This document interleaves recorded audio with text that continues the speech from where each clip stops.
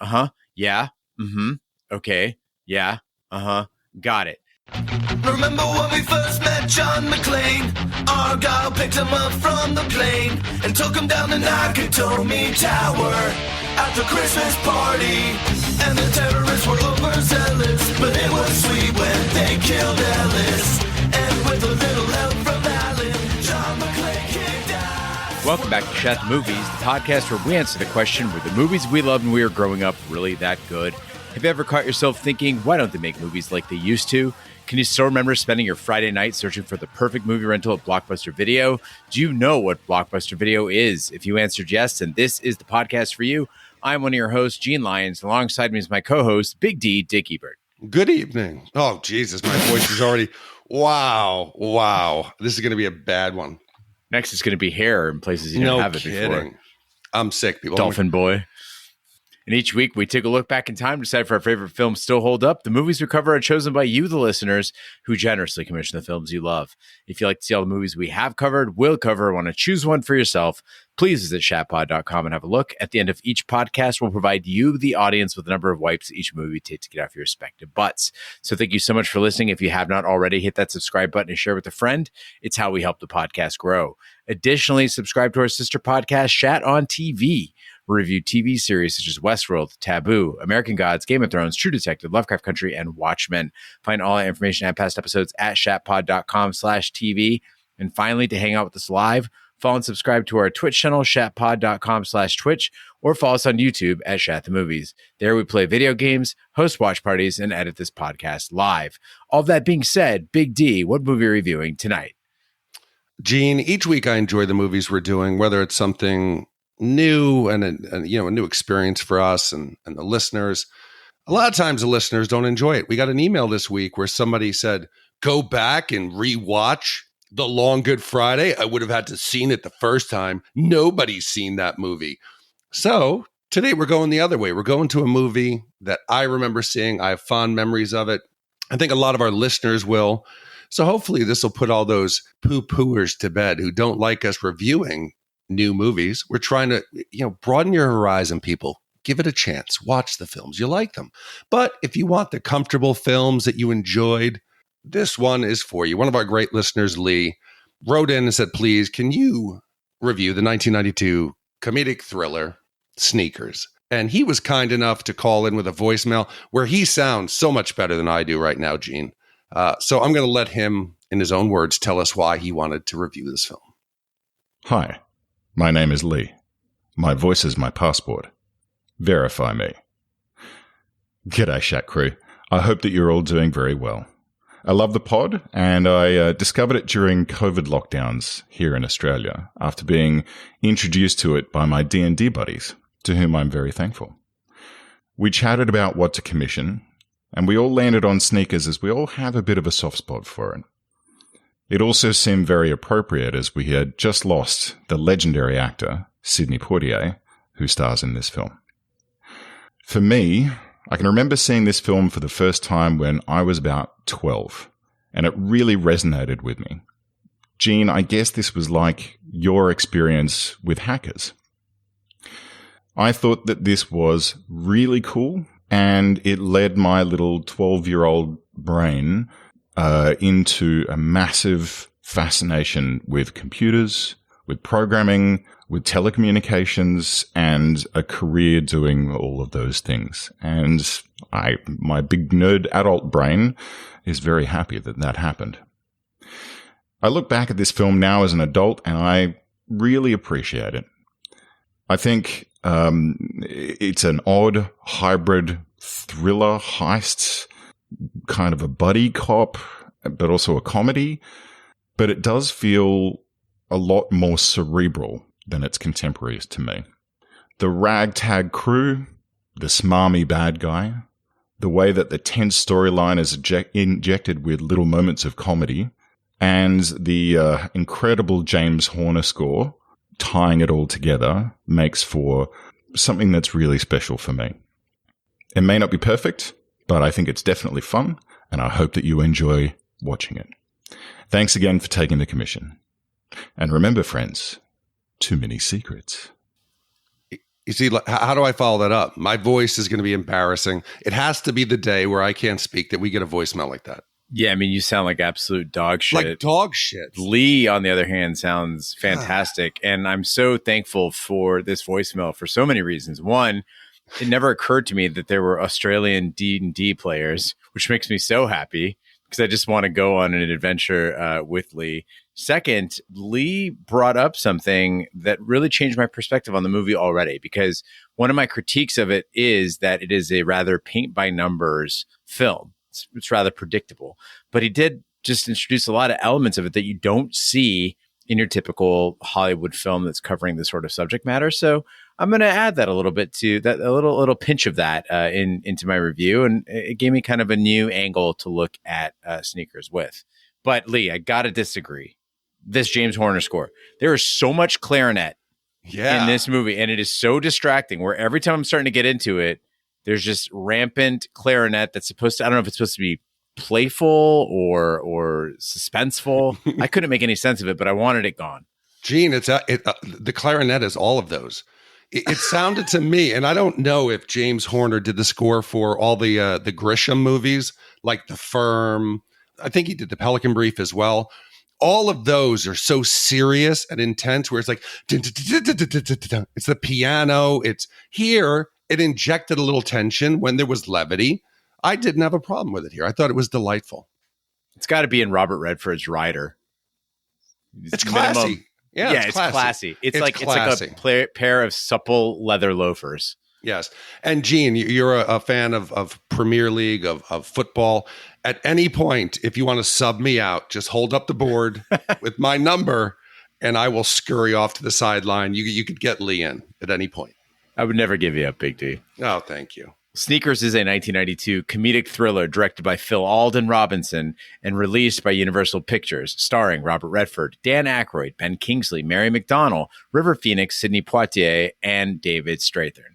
Writers Lawrence Lasker and Walter F. Parks first conceived of the idea for Sneakers in 1981 while doing research for War Games. Once Robert Redford was attached to the picture, his name was used to recruit other members of the cast and crew, including the director. At one point during the project, the director, Robinson, received a visit from men claiming to be representatives of the Office of Naval Intelligence, who indicated that for reasons of national security, the film could not use any references to a handheld device that can decode codes. Robinson was highly concerned, as such a device was a key to the film's plot, but after consulting with a lawyer from the film studio, he realized that visit had been a prank instigated by a member of the cast. Now, they never figured out who it was, but most people think it was Dan Aykroyd. So, Big D, we always ask what your memories are of the movie we're covering. Tonight, it is Sneakers. And I remember, kind of like Lee, having a slight interest in Sneakers because I really liked Dan Aykroyd. I liked gadget movies and kind of computer stuff as a kid, but I didn't have any purchasing power in my household as a 12-year-old. So we never watched it. And then I got it mixed up with Sliders later on, which I tried watching once, the TV show. I didn't care for that. So I never went back to watch Sneakers in its entirety. This is my first time really beholding this picture. Sliders, is that like a Quantum Leap type film? It was, yeah. It had that Jerry McDonnell in it or something like that. Yeah, I remember. Where they're trying to get back to their home. It's like a Dungeons and Dragons thing, like portals and they're jumping around. Yeah. But now, the way I remember things, like for me, music, I remember as a kid, it's tied to video games. Like I can remember listening to Depeche Mode, Music for the Masses, and playing Zelda. I have those things bound together. Movies are the same. A lot of times with movies, I remember what I was doing at the time, who I was with, the theater. And Sneakers is a good memory. It was a good time in my life. I think this came out towards the end of the year, like a September, October. But by the time it came out on video, I was working at Blockbuster. It was a sometime around spring, summer release. And there was a German coworker, Teresa Zeke, who we became friendly. We began a little summer romance. I remember this was one of the movies that we took out with our employee free rental. We hung out, watched it. We both liked it. And I think a lot of it has to do with the plot. There's not much to it. This is the opposite of some of the espionage films that we get later, the heist films. This was very light, very superficial. This was a gateway film. And that was conducive to young people trying to get romantic while watching a movie and getting to know each other and exploring our bodies as we're exploring the plot. So this was easy to follow without paying too much attention. So I went into this film with with a warm feeling, a good memory, and I'm very thankful of Lee for commissioning this. Well, I'm so glad that your date went better than Werner Brandis's. Yes. You didn't pound any breasts. Maybe you did.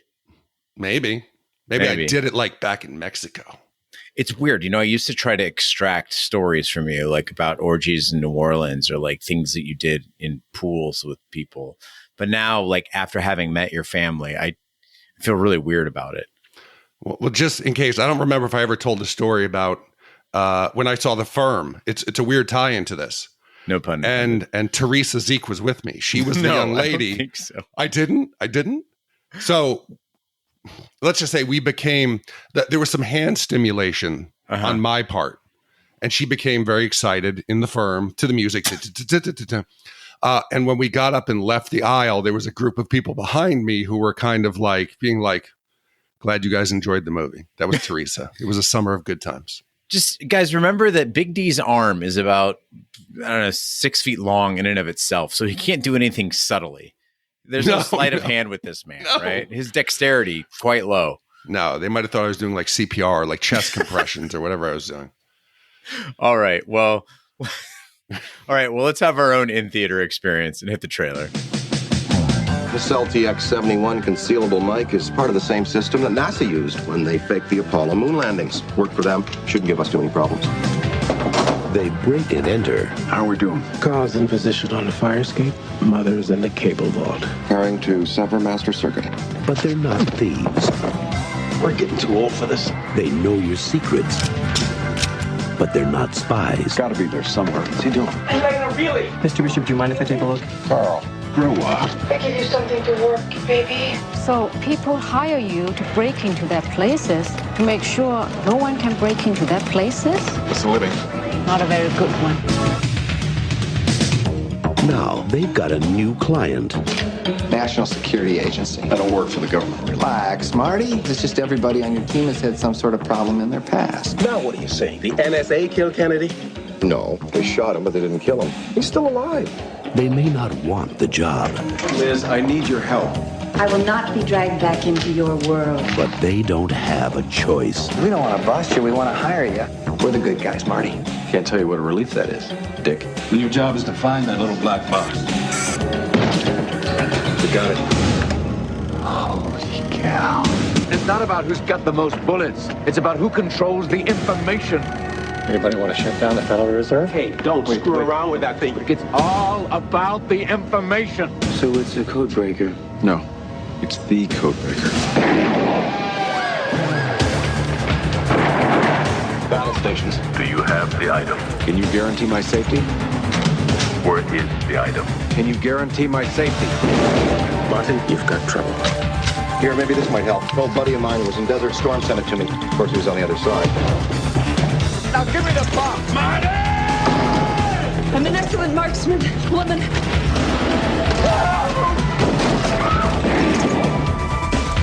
I'm Carl. There's a fire escape at the end of the north corridor. Go directly north, about 30 yards. 5 seconds. Hang up, fish. Hang up. They've almost got us.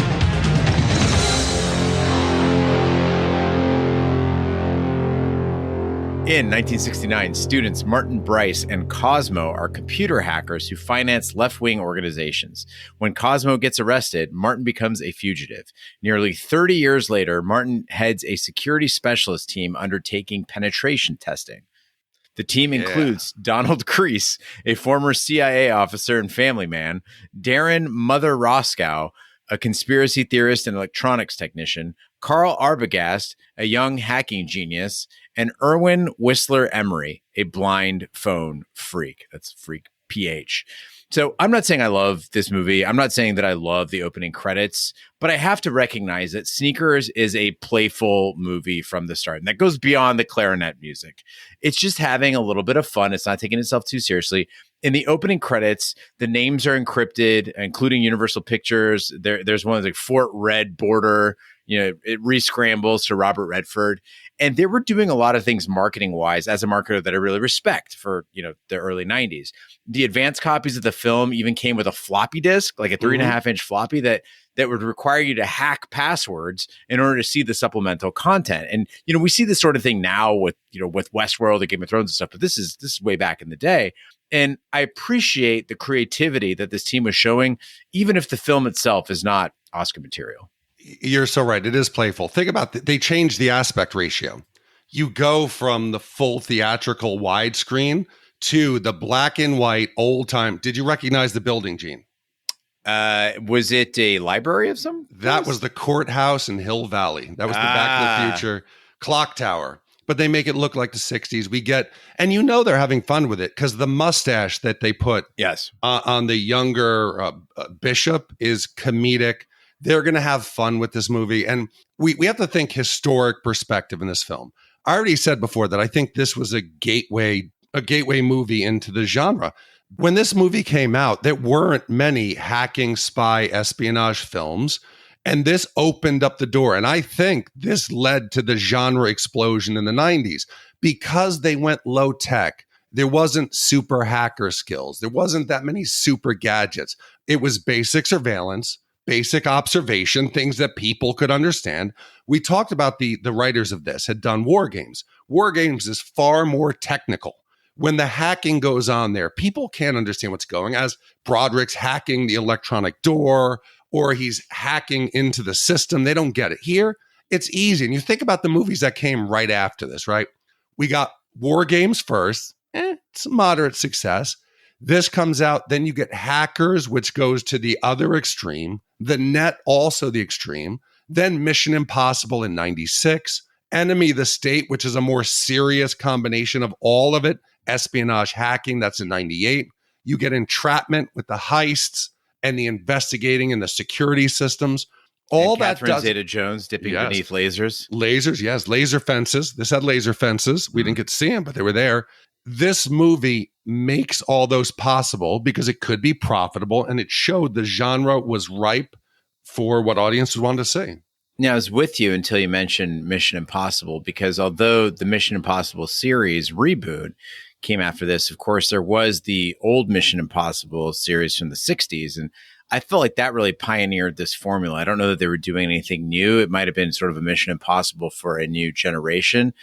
But as for super hacking skills, I mean, come on, Big D. These people border on superheroes. You got a blind guy who can hear what a room is using a directional mic from 300 yards. Whistler, for those of you who have not seen this film, can have Mother point a microphone at a room from several football fields away and go, oh, yeah, that's the bathroom. That's a stairwell. I can hear the electronic fields out there. You got another dude who's breaking into bank systems in the 60s like it was no big deal. Like you could do that apparently from the set of Back to the Future. So I don't know if I'm buying that this is anything new or that these guys aren't a bit juiced. Okay. Yeah. Yes.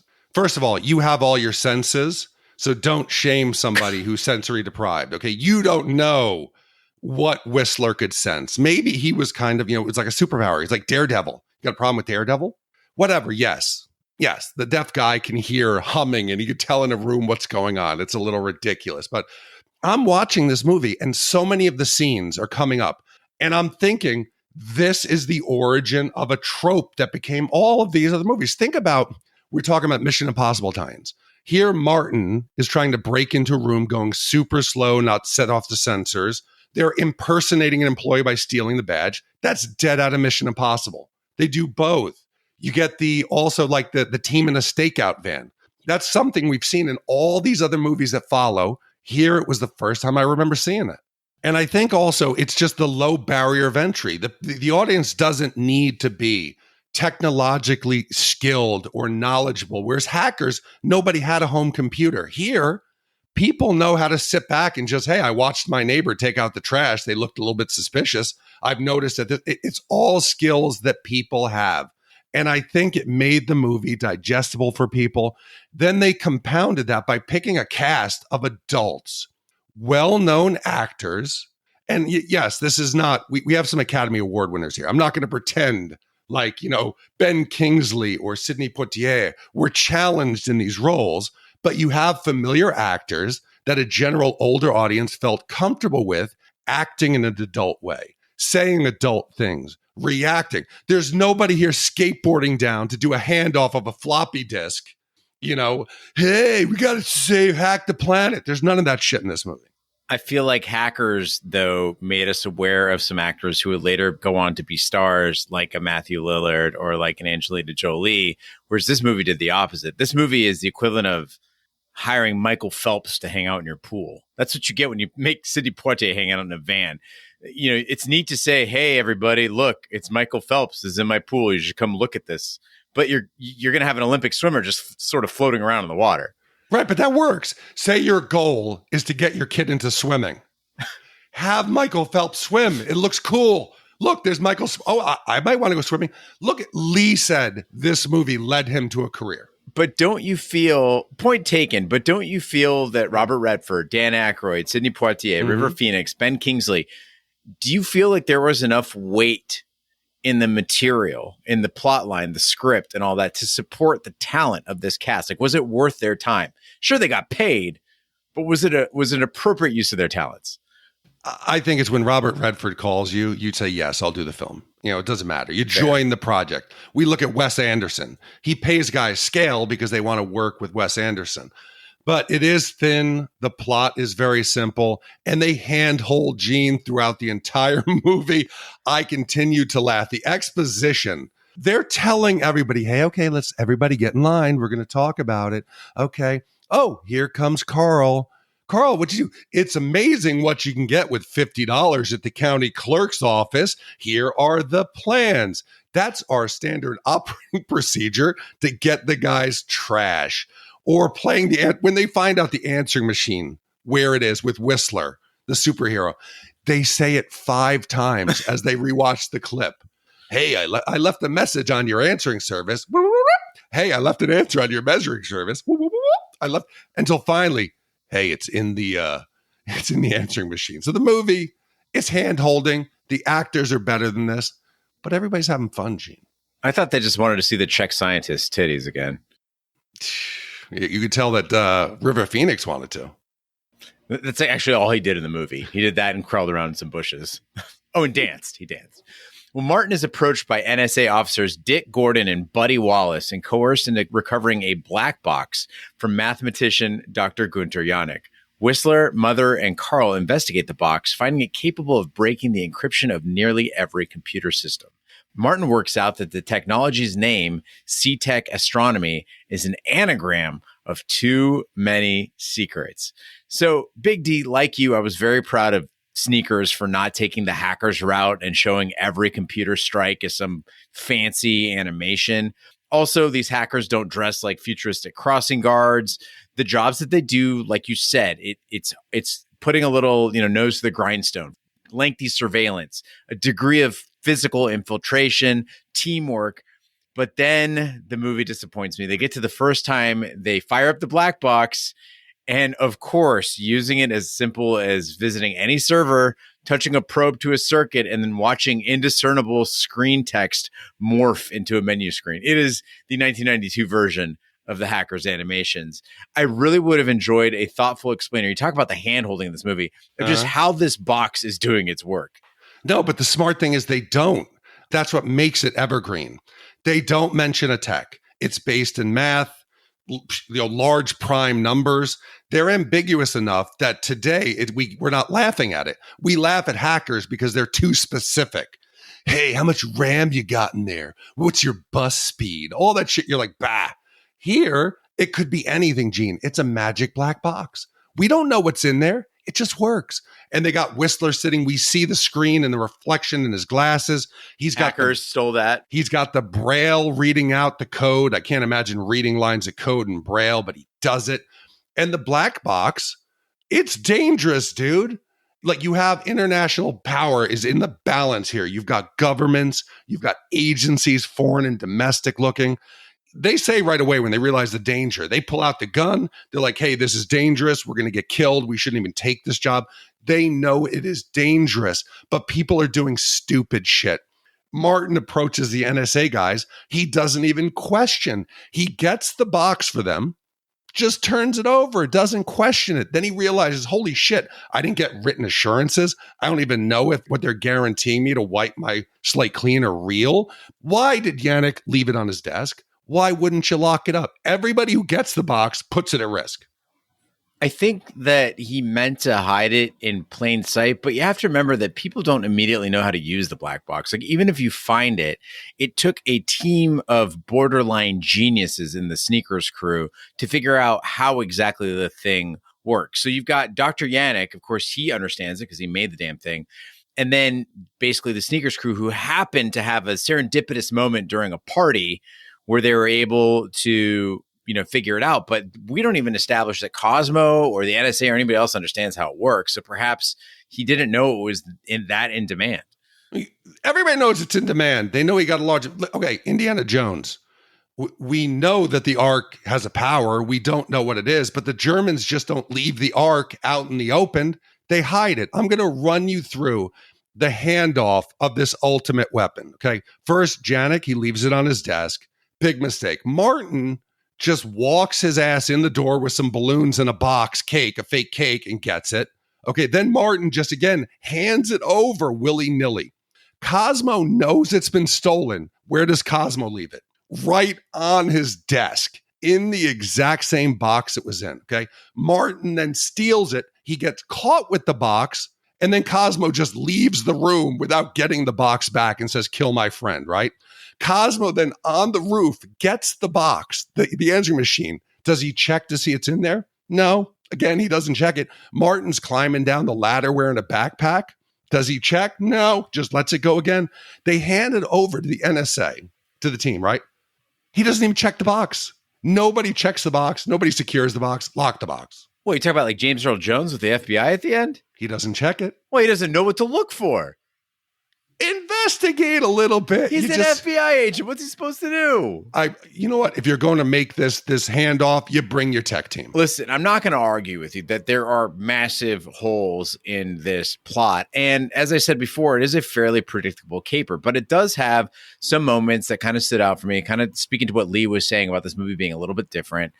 Initially, we're watching the movie. We get that textbook lineup of the team, Dick Gordon and Buddy Wallace. They come to visit. And then they got to be like, what's this guy's history and that guy's history? And what did he get into? So we get to know the team. We get to know all their names. I know you love that shit. But the jokes are heavily telegraphed. Like when Robert Redford listens to the seemingly complex instructions on how to defeat a keypad lock, you know he's going to kick the fucking door. And then he does. But thankfully, this movie had these little subversive elements that stood out, that made it enjoyable. There is a great scene where Kreese and Whistler are sort of playing Cyrano. They're puppeting Martin through this conversation with the Czech scientist, after he's discovered breaking into Yannick's office. And he's like talking with her, and they're trying to walk him through it. And you think that the joke is that they're leaving him hanging and he can't put sentences together and he's seeming really weird. And then they try to slip in, and give him head anytime he wants. I think that it made me laugh. It worked. It definitely works. But do you really think it was predictable? I can't remember another movie that went that way. Usually they're laying out the plan and they're going to pop the terminal open and they're going to do jumpers. Think about it. They did this exact thing in War Games where Matthew Broderick took out like the surgical scissors and the paper clips and hacked it. No, they telegraphed it because you couldn't hear what the directions were on the other end. That's when you know that he's going to, like he was trying to oversell the comedy. Yeah. Okay. Yeah. Got it. And you can't hear what's being said. You know that he's going to just kick the door in. I know, but the movie is self-aware and it's surprisingly woke. You get another funny moment there, the shoe polish scene where they're doing the first job and River Phoenix is covering himself in shoe polish. And Sidney Poitier, who is like the ultimate to Sir with love, he just looks at him, doesn't say a word, realizes, do you see what you're doing? The movie is aware and funny. And then they take it one degree further, and Robert Redford then looks at him too, which just gets that secondary laugh. I mean, it's good. It's good. You got Robert Redford trying to jump over the counter and falls. I believe that was totally 100% real. There's no way that was Robert Redford, though. He probably would have broken a hip. He would die. He would have died. Break a hip. But Gene, I got to ask you this because you were into this whole computer scene when you were young. Yeah. You're in the industry now. You might know. They're going to get 175 grand for this job, and they're all over the moon. It's going to change your life. It's like 410 grand today. They're acting like this is like 2 or 3 years of pay. The bank teller laughs at them. Oh, it's a living, but not a good living. I always was under the impression that black hats make good money. Is that not true? Yeah, so he's clearly not good at negotiation because the check I think that they cut him is not great. And I think that kind of follows along with the character. He's a person like me who doesn't really like money and therefore doesn't really know how to negotiate for money, doesn't really get it. Like, I don't know how you treat money and budgeting. Obviously, you have a family, so it's a little bit different for you. But personally, I treat my credit card as sort of like a socialist get the things you need card. I don't really budget money. I go and I want beer and I scan and I get beer, or I need groceries. I scan and I get groceries. I need to fly somewhere. I scan it and I fly somewhere, and I just act like basically I work and then I get the things I need, and it all sort of works out. But if somebody asks me, are you making enough money for the job you do? I honestly don't know. Yeah, I think I'm the same way. Yeah, we're definitely. Listen, we're doing a podcast for basically free. Yeah, that's true. For 6 fucking years. That's it. Let's fucking walk away right now. I'm out. Bye. Right now. Thanks, Lee. It's been real.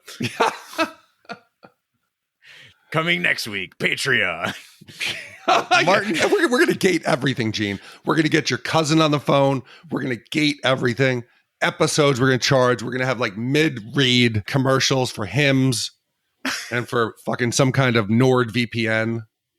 I still want to do that dog CBD. You just want dog CBD, or you want those like pills for like hangover pills. Oh yeah, Z-Biotics. Hook it up. Yeah.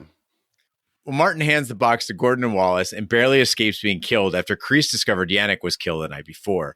Martin's friend Gregor in the Russian consulate confirms that Gordon and Wallace are rogue agents. Before Gregor can elaborate further, fake FBI agents kill him and kidnap Martin, taking him to a remote location where he's reunited with Cosmo. While imprisoned, he developed ties with organized crime, and he plans to use Yannick's box to destabilize the world economy, offering Martin a chance to join him. Martin refuses, and Cosmo has Martin knocked out and taken back to the city. So I'm scared to even just go here, Gene, because I know you're going to just attack me on this because you think the movie is very superficial, very thin. I think the movie respects the antagonists. I think it respects the bad guys. They're competent compared to what we've seen, and that makes our team's ability to complete their tasks, they seemed earned. When you have laughable guards, like let's say hackers, when you can call up and be like, hey, I'm here with Mr. Toyota and I'm trying to get into my VPN and my Wi-Fi, that doesn't happen with this. You got the guard in the front. I talked about Marty getting by with the cake and balloons. They're using a lot of social engineering, and these techniques, you distract. You got Carl with the boxes of Drano. He thinks he came out because he said, my wife's chopping off a cake. It works. The guard, when he sees Carl go into the bathroom, yes, he does misinterpret. He thinks that Dan Aykroyd and River Phoenix are the same body type, but that's not the point. The point is 49er hat, tan jacket, and a rake. So it seems believable. They're not just ridiculous. You got Werner Brands, who's this nerdy guy. You think because he's Ned, what was it, Needlemeyer from Groundhog Day. Mm-hmm. It's the same year as this. You think he's going to be that nerd, that pushover. He's not. He is aware. He's confident. You hinted about his comments when he's on the date with Liz about you should see me pound breasts. Or do you want to do breakfast? Do you want to eat out or do it in bed? He is not a usual pencil pusher. He's not like the guy in Mission Impossible that you get his ID card by putting laxative in his coffee and he goes and shits his brains out. Here, you take Werner back, there's a good chance Liz might have to sleep with him in order to get him, and I liked it. Yeah, most of the adversaries were pretty serious. It was weird that Cosmo's like lair looked like he was on the set of a Billy Squier music video. Like, I don't know what was going on there. It was very artsy for a guy who's sort of counter-capitalist, but I was confused by Cosmo's rent-a-cop army because when they discover that Marty is in the building, These guys come rushing in. It's like a SWAT team. I mean, they're guys with rifles running into the building. They've surrounded the whole damn place. Are these guys just waiting in like trailers outside for the call, and then they just run it? Because it's like 20 seconds and they're inside the building already.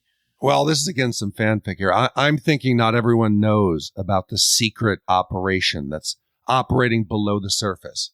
Those might have been the security guards for the toy company. They're developing some advanced toys, Gene. Dogs that can follow commands, robo-dogs. Maybe that was it, and only the few handful of guys knew the actual deal. Okay, so let's say that's the case. Why did they all then just disappear? They're paid by the hour. There, and then Marty comes down the ladder and they're gone. The actual answer is because they needed to be gone. Because otherwise they couldn't escape. But the real answer is maybe there was a change of shift. Maybe it's a union job. Maybe they're hourly employees. Maybe, I don't know. Maybe there's a lot of reasons. But honestly, it's because we needed them to be gone. Marty and his team had trouble with just two old cops and, a bald guy with a ponytail prancing. They struggled with that. But getting to your point of this movie taking certain things quite seriously, one thing I love about older movies, I'm talking about like black and white older movies, is how seriously they take a single revolver. Like a guy in those movies, he'd pull a revolver and the movie's score to give you like a big dun dun dun, and everyone would back up like 5 feet. They put their hands up, they're terrified, right? And literally, it's not like a Desert Eagle or something, just like a 38 snub-nosed revolver held at like hip level, right? The guy's got a fedora, and it looks silly, but it is way more accurate than how casually most modern movies treat guns. If I was in a room and some guy pulled a gun, no matter if it was a 22 revolver, I'm very concerned. It's a gun, it can kill you. And I think Sneakers definitely carried that old spy movie vibe where a single gun was significant, whether it was wielded by Kreese or Martin or Cosmo. I found it super satisfying. And it was a newer kind of movie, but it really had some nods to those older spy movies, even to the point that I thought, was it based on some other film or some novel? But no, it seems like it's its own original thing. Yeah, and I think that gets the audience invested too. They know the danger. The cast knows the danger. The characters know the danger. There's no standoffs. There's no gun battles. There's no people hiding behind desks as the army of cops are shooting.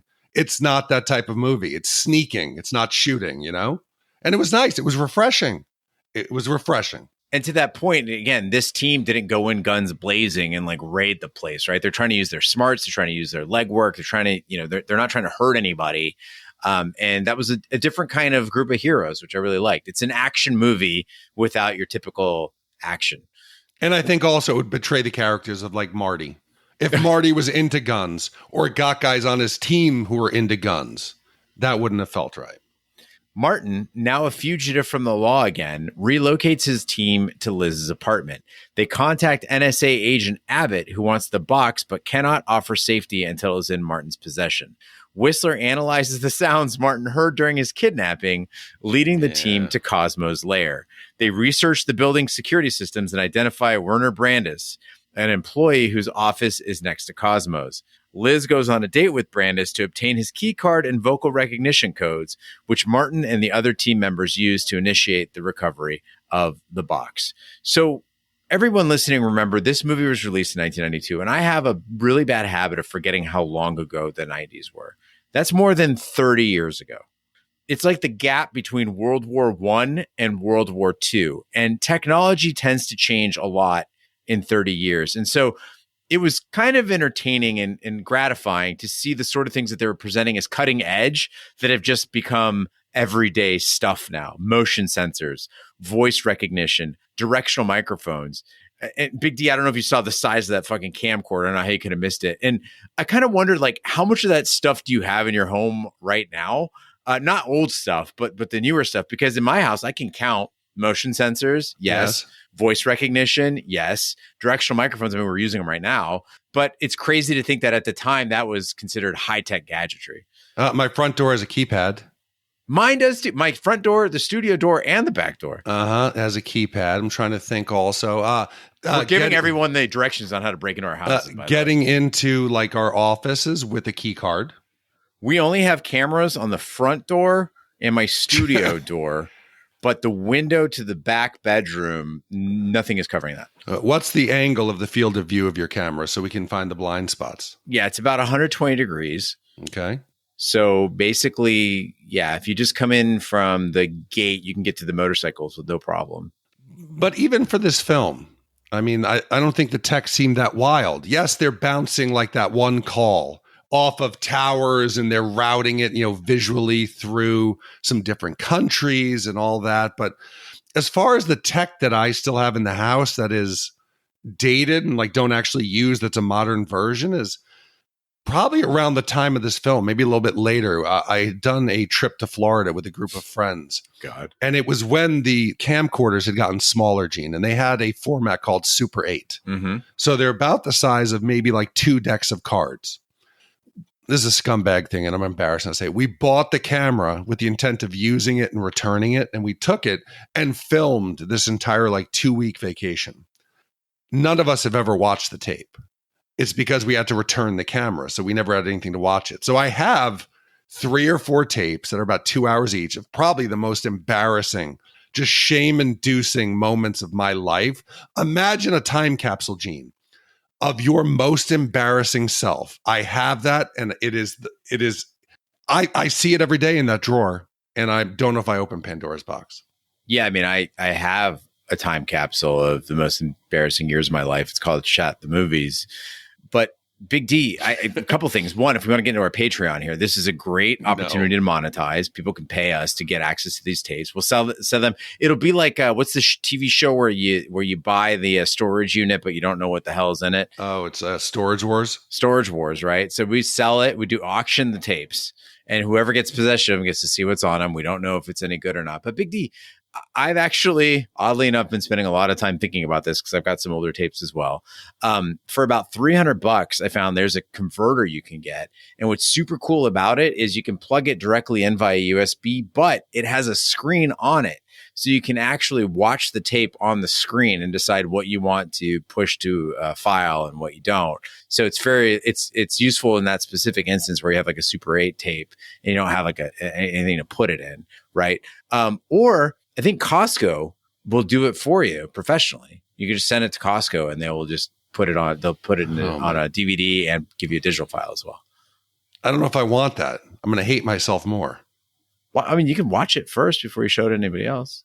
But then we should definitely have a live stream. But then I'm aware of that. I'm aware of what I was like, and then I'm just the internal shame. What if I'm guessing you don't keep a journal? No, okay. No, please. Because I'm well aware of what I was like. Because I could just look at my journal and go, and my live journal for that matter. No, probably 5% of our audience journals, if that. If you journal, please write in. I don't think you do, but Gene, I want to talk about one thing we talk about in this block here, where we get Marty is grabbed. He's taken off to this like the secret compound, which turns out to be the toy factory.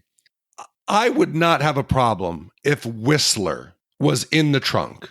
He is hyper aware. He's sensitive. He's lived his life deprived of one of his senses. So he's become heightened. The fact that Marty gets a revolver to the face, he's knocked out. He wakes up mid-drive and he can verbatim, step by step, share the auditory stories that get them there. I got to call fucking bullshit. I don't know about that one. Think about it from the other perspective, though, which is this all happens to you, and then you're locked in a trunk with nothing to do for a while. You probably listen really intently to hear anything you can for clues as to where you're going, like conversations, or just there's nothing else to do, right? So you're just listening, I guess. Now, I would be yelling and kicking things, so I wouldn't be able to hear anything. But I think that I think it's believable. Although I have seen this, I know minimum 1, possibly 2 different TV shows where like a Law and Order type stuff where somebody got abducted and then they recreated the sounds from the road to figure out which bridge they went over and where they ended up. If you want to do this, we could test this when I come out to Arizona in October. Put me in a trunk and drive around. We're going to put you in the trunk. Okay. And drive you, let's just say 10 minutes away. We'll cross over some different types of road, and then we'll pull you out and see if you can do it. That's the problem in Arizona is that if you went over a bridge, I would know exactly which one it was because there's only one bridge within like miles of my house. Okay, I think I got to do it. I think we're going to try it. I'm into it. But Gene, before, like, we can just get back to the film here. I talked about the characters are not respecting the box. They're leaving it out. They're having it stolen repeatedly. It's like Marty McFly and the Sports Almanac. Put it someplace safe. Don't leave it on the dash of the car in your back pocket. It's dangerous. Marty and Liz, they're captured. They're hiding. Marty's in the drop ceiling being shot at by a shotgun, multiple shots. There's a good chance they are both dead. At no point does Martin think, I'm going to destroy the box. Even if he doesn't believe in destroying the box, he should have used leverage it. You know the value of it to Cosmo, to every other agency. At least threaten to destroy the box. At any point, you could leverage this to get freedom, get out of the situation.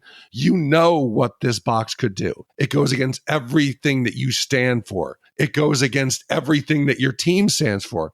Plus, you're dead either way. Wouldn't you just grab it, Gene? Let's like we're holding like the grenade with the pin out. You're holding the innards of the device.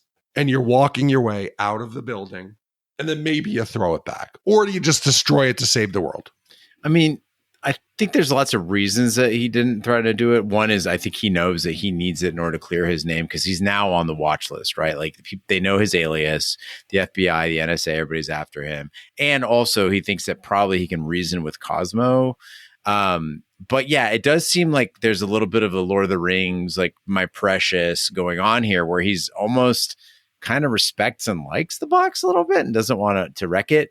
But you're absolutely right. It's your main bargaining chip. Like you got your hands on it.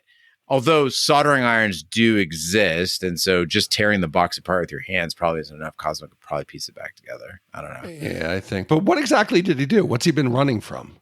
In 1969, they're charged with his wanted posters for computer and bank fraud interstate. It didn't exist in 1969. Yeah, that's the weird thing. It's not like he killed anybody. So let's say you even did go to jail. What do you do in a couple of years?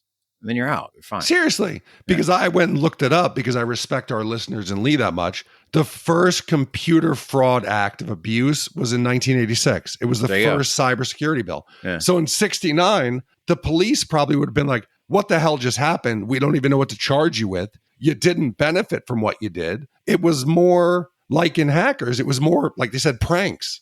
They didn't benefit from it. So why is Marty running for his life? Maybe he could have just all along, Marty, turn yourself in.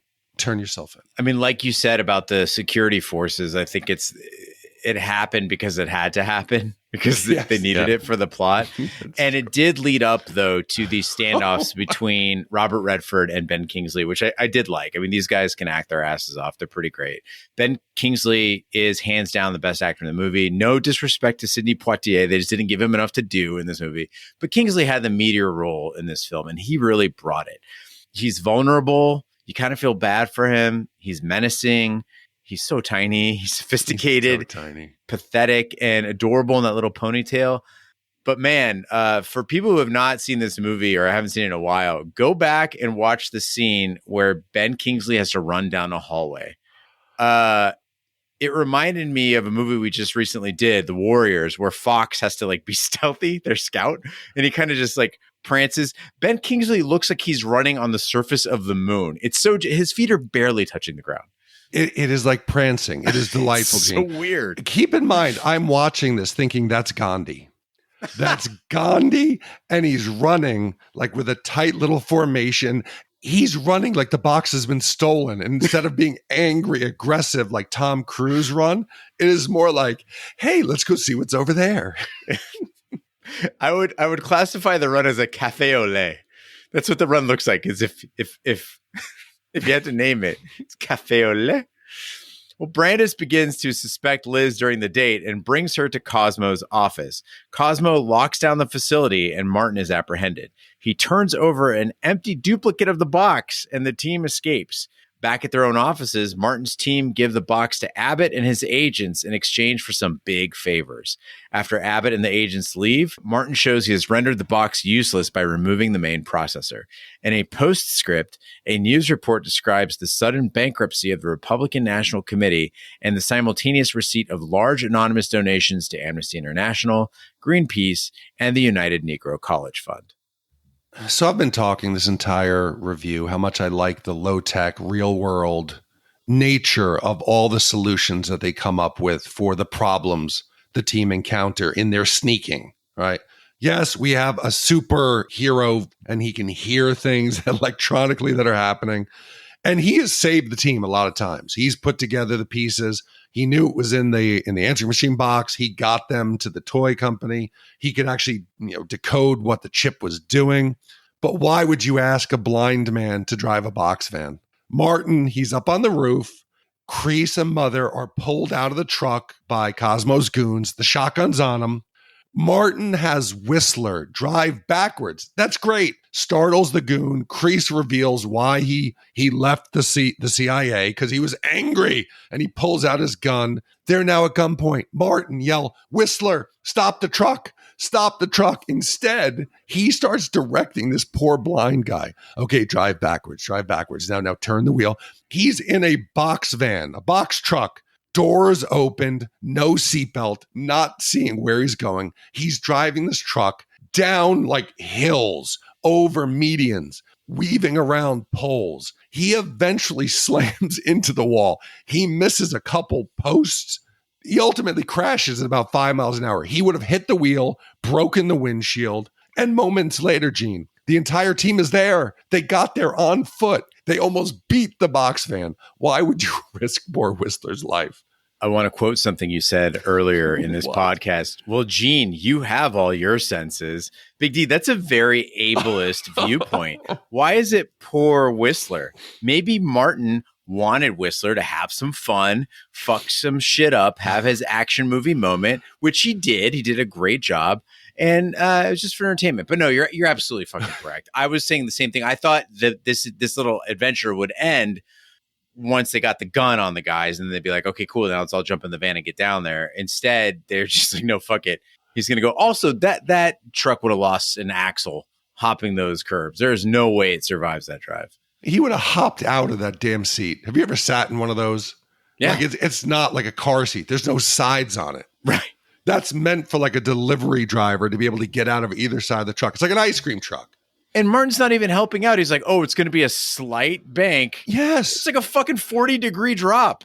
You could be like, Martin, grab the steering wheel. Martin, incline coming. Martin, concrete post. He doesn't, maybe he has an extrasensory echolocation ability that we don't Martin, know about. all the security guards have left. It's the end of their shift. You don't need me to come over here. Hey, just park it. I can walk to you. Park it. We're going to walk out to you. It's okay. Nobody's looking for us anymore. Nobody. So Gene, now they very lazily, they take their time, they get into the van, they all regroup because there's no danger. They drive back to the office, and in there hiding in the shadows is the I think he's NSA. It's Bernard Abbott, played by James Earl Jones, and he wants the box. Does Martin give it to him? No, the team has demands. This is very Harry Stamper in Armageddon when the drillers are making demands to go out and save humanity. And to refresh your memory, Oscar had a bunch of outstanding parking tickets. That's easy to do. Noonan had 2 lady friends who he wanted to become American citizens. Another easy one. Max would like to bring back 8-track tapes. I don't think that could happen. Chick wanted a full week of Emperor's Package at Caesar's Palace. Easy to do. They wanted to know who killed Kennedy. That's something I would want to know. Bear wanted to stay in the Lincoln bedroom, and no taxes. That's a wide-ranging level of request to save humanity. Now we get here. We get Martin and his team. They're a little more grounded. They're simpler. Bishop wants to clean up the record, get out of his life, easy. Mother wants a Winnebago, fully equipped, big kitchen, waterbed, AM, FM, CD, microwave, burgundy interior. Kreese wants 2 round-trip tickets, first class to Athens, Lisbon, Madrid, Scotland, and Tahiti. And then Carl just wants a lady friend. Even though he looks like River Phoenix, he shouldn't have a problem. That's all he wants, Gene. It's a little bit romantic. It's good. Whistler wants peace on Earth. We get the great response. We're the U.S. government. We don't do that type of things. Liz doesn't want anything. I think I fall somewhere in between here, Gene. I would definitely want something of monetary value because I'm shallow like that. But what would you ask for? What do you think is fair, and what do you think you could get? I want your Super 8 tapes. Oh, yes. No, if it's the U.S. government, I'm going into borderline terroristic requests. I'm going to tap deep into my genetics here, right? Yeah. I want like student debt forgiven. I want the interest rate lowered back to 3% so I could get a bigger house. Homelessness eradicated would be great, which kind of ties into the 3% thing. Also, electric motorcycles in the EV tax credit. I think it's unfair to two-wheeled people like me to have to settle for a car in the EV tax credit. That's my short list of demands. I think I want the JFK file. I want the JFK file. I would like the file on aliens. And no tax. I'd be okay with those three. I want the government to sponsor us doing a podcast like Radio Free America, where they just broadcast us into like Eastern Bloc countries, but we get paid $500,000 a year for it. A piece. Or, the NSA would have been just more likely to put a bullet in all of their heads. Yeah. Tie up all loose. It would have been funny if James Earl was like, well, how about you just get this? And just shoots them. How about you get fucked? Yeah. But Big D, everyone comes out a winner in this movie. And what I really liked is they didn't have to kill Cosmo. Like Cosmo just sort of gave up. And I kind of felt bad for him there. At the end, again, it's Ben Kingsley. He looks very sad, very tiny. He's so lonely. And all he wanted out of all this, you realize in the end, is he just wanted his buddy back. He wanted to be back in the 60s with Marty pulling off, some leftist shit. And it reminded me of when I would visit Arizona in my 30s while I was living in Ohio. And I would meet up with friends who hadn't changed since high school. And they'd be like heartbroken that I didn't want to do the things that we did back in high school. Like they'd be, excited about a ska show coming to town. And I'm like, I have no interest in going to that. But the postscript of Sneakers kind of gave me hope. Like, you start seeing that there's all this money going to Amnesty International and Greenpeace and the United Negro College Fund, and that the Republican National Committee, big woke movie here, got its bank account cleaned out. And I thought, holy shit, like, did Martin and Cosmo reunite and use their skills to pull off some Robin Hood action? No, there's no way. I think, Cosmo had all those years that he actually got out of prison. And I don't know why it's a mystery and they think he's dead, because he said that he did work for the mob. Mob got him released early. There was no secret death. They got him out. Contact Marty. You could find him at any point. Bring him in. Tell him about the escape. Let's get it back together. They could have mended those bridges. Yeah. Beyond that, Marty, what kind of a shitty friend are you? Like your dude took the rap and you're a hacker. Could you get him the fuck out of prison? Maybe that's totally it. Or could you sneak into prison and then sneak him out? Or even just do research, get him attorneys, work from the shadows to help get him released. I think you definitely do that. But again, I can't feel bad for Cosmo, because in the end, it's Cosmo's fucking fault. Cosmo did the old coin trick. Cosmo should have been the one out getting dinner, but he pulled the prank on his friend. That's the reason why Marty went.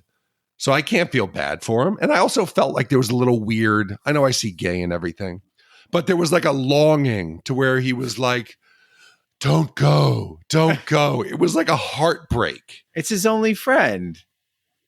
Oh, that and Werner. You don't want to hang out with Werner. Oh God, thank God, Gene, we didn't get the, like when he looks out the window and goes, Marty, that there wasn't that he blamed Marty. Right. I don't think he thought it was Marty's fault. No. It just happened that he got away and he was jealous. We didn't get this whole subplot about wanting to destroy Marty's life because he set him up. I do feel like hackers, like doing a late night hack, they'd go for Chinese. Pizza was an interesting choice. Well, they had the Chinese. They'd already done it. It was the empty they boxes. Did the Chinese. Maybe that's why I was thinking, wow, they should get some Chinese, because I saw Chinese. Yeah. I just always want Chinese. By the way, the King Bee and Sarah and I went to it's called Chinatown Buffet. It's right by my house. It's $12. All you can eat sushi and Chinese food, and it is trash. Like in a great way. Oh, that's awesome. Like it's like the lo mein looks like ketchup. Is seasoned on it, and it's we got to go. It's wonderful. Wonderfully good. I like it. One last thing, Gene, I wanted to talk about this earlier. I think the movie has more details than we're giving it credit for.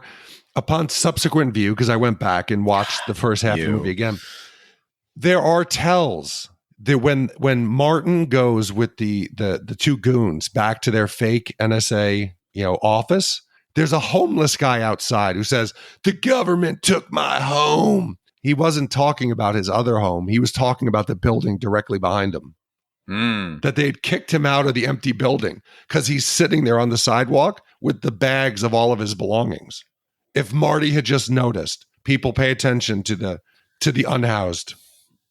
Listen, this is clearly the template for Westworld. I mean, we're talking about now, again, the website that kind of gives you all the details and the clues to what's going on. You've got the Easter eggs in there, like things that seem like throwaway lines that come back to be clues later on. Yeah, this is the Westworld of 90s movies. Well, now's the time when we give the wipe score for sneakers. The wipe score is our way of telling you how many wipes this movie would take to get off your respective butts. 0 wipes is a perfect movie. It is a breakthrough of Gaussian proportions.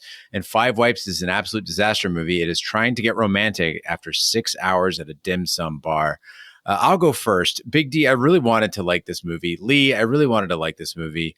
It has so many actors that I appreciate and a plot I thought I really could get into, but it suffers from serious predictability. Honestly, it felt like a bit of a cinematic retirement home to me with all these guys in it. It was like the wild hogs of hacker movies. Robert Redford looked to me like what Yacht Rock would look like as a person.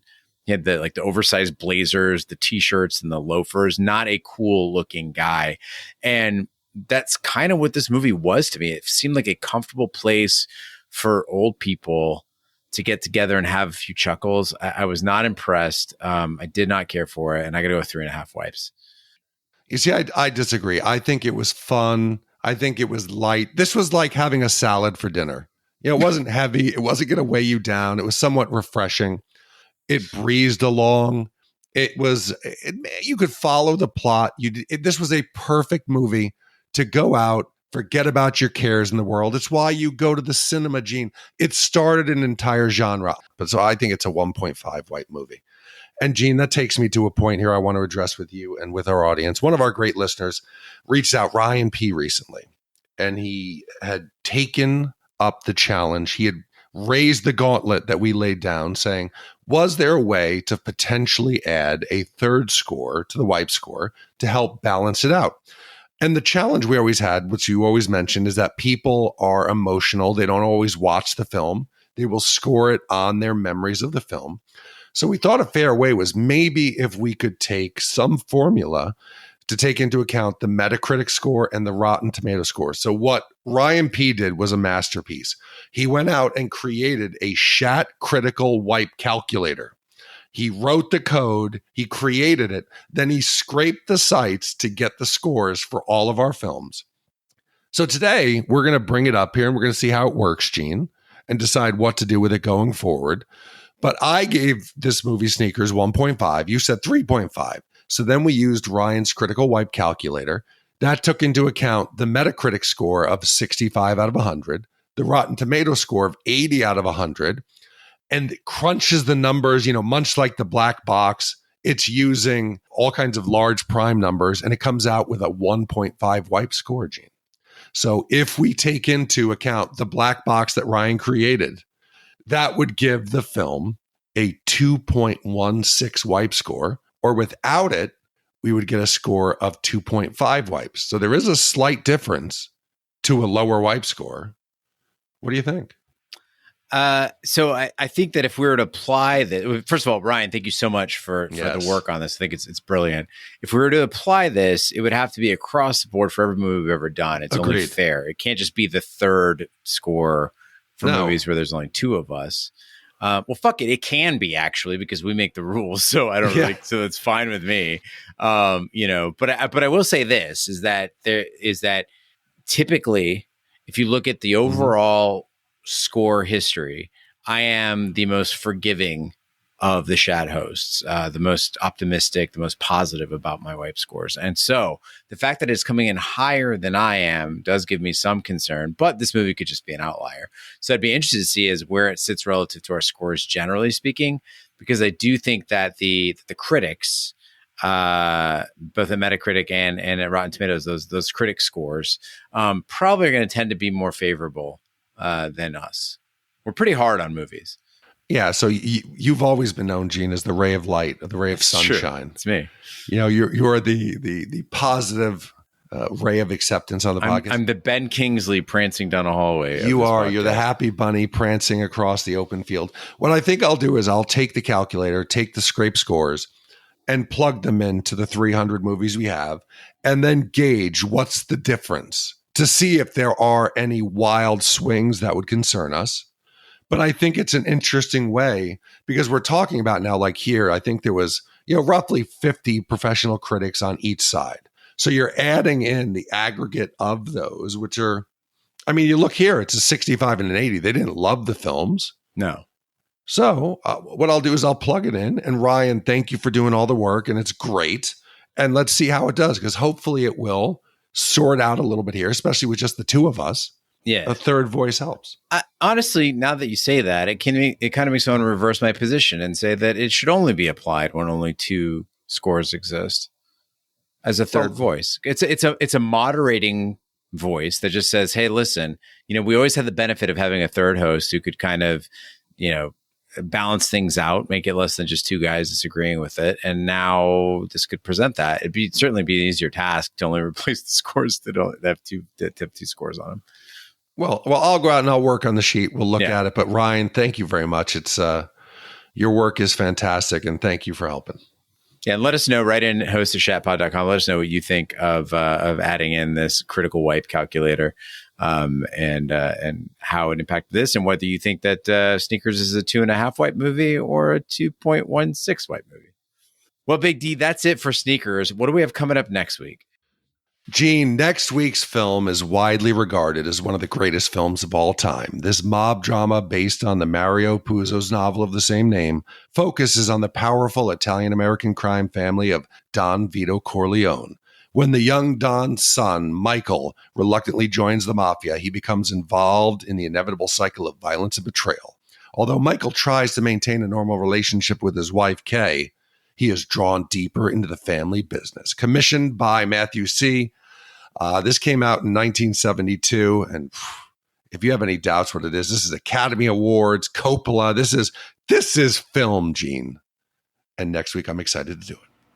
And speaking of third hosts, we will have a guest host joining us next week. So Rob, who's a longtime listener, he commissioned several movies, including Halloween 3, and is helping us out with some editing work here on the podcast, has agreed to join us as a guest host for The Godfather. He's going to add a little of a transatlantic sophistication to the podcast. I'm very excited about that. I was looking at his notes for The Godfather. He is a far more mature individual than we are, and he might help the podcast grow up just a little bit. So look forward to that, listening to Rob and his lovely voice. Rob, Lee, we're really blessed with a lot of these non-Americans who just sound great on a microphone. So look forward to that next week with The Godfather. Well, that wraps it up for Sneakers. Thank you, Lee, for the commission. Thank you, Matthew C., for commissioning our upcoming movie. Thank you to all the commissioners who make this podcast possible. That concludes this week's episode of Shat the Movies. Be sure to follow us on social media and share with a friend. We're on Facebook, Twitter, Snapchat, and Instagram at Shat the Movies. You can email us, host@shatpod.com. Support the podcast by shopping our Amazon affiliate link, buying our merch, or by commissioning your own movie. Find all information by visiting our website, shatpod.com. Also, check out our sister podcast, Shat on TV. We review TV series such as Lovecraft Country, Westworld, True Detective, Taboo, American Gods, Game of Thrones, and Watchmen. Find all that information on our website, shatpod.com/TV. Wherever fine podcasts can be found, including Apple Podcasts, Google Play, Stitcher, and YouTube. Be sure to subscribe. And if you stop by Apple Podcasts, please leave a 5-star review. It helps the podcast grow. On behalf of my co-host, Big D, I'm Gene Lyons. Join us next week for the following movie.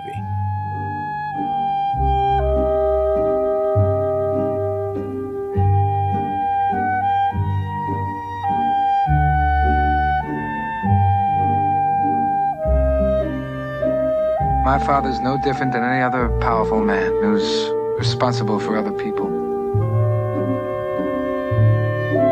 If I had this part in the picture, it puts me right back up on top again. This Hollywood big shot's gonna give you what you want. He says there's no chance. I'm gonna make him an offer he can't refuse. You know my father. The men are coming here to kill him. Now you want to get mixed up in the family business? I thought you weren't going to become a man like your father.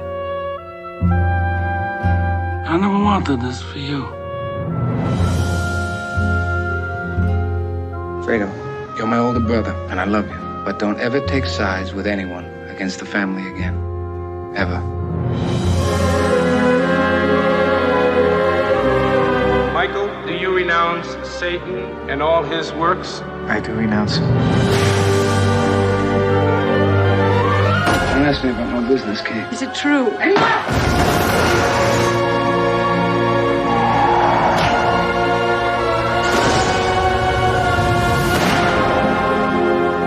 Leave the gun. Take the cannoli.